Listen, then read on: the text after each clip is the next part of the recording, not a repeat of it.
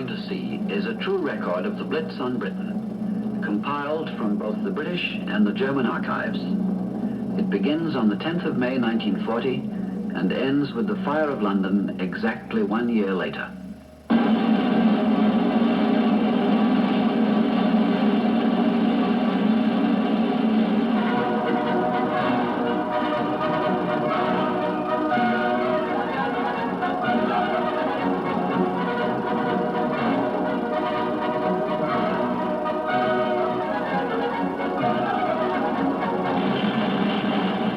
On May the 10th, 1940, the long, uncomfortable calm of the phony war was shattered.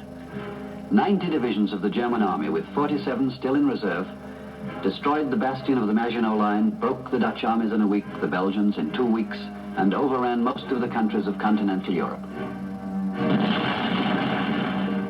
And their dazed populations, the rich and the poor, the cunning and the innocent alike, took to the roads like cattle.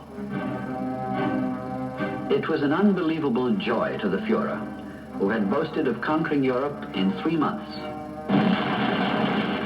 In less than 3 weeks, he was at the gates of the old, the favorite enemy.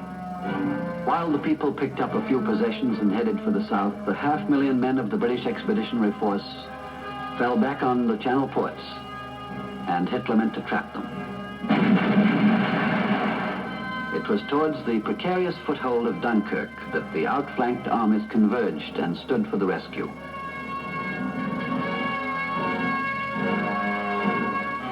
Hitler meant to panic them with the flying terror of the European battlefields, the Stuka dive bomber.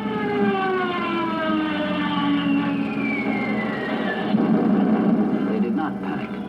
It was all they could do to stay alive on the beaches and wait for a destroyer or a dinghy to take them away.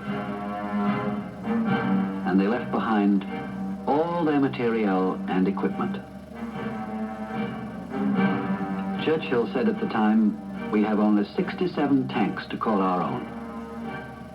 Fortunately, Hitler put this down as a bit of crafty British propaganda.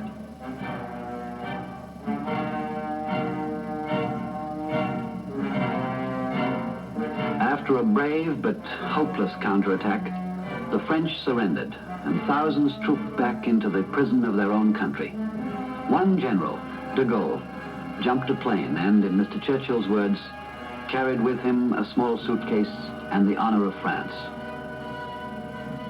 So now the Germans looked across the thin strip of channel that divided them from the greatest prize, the land and the stubborn people of Britain.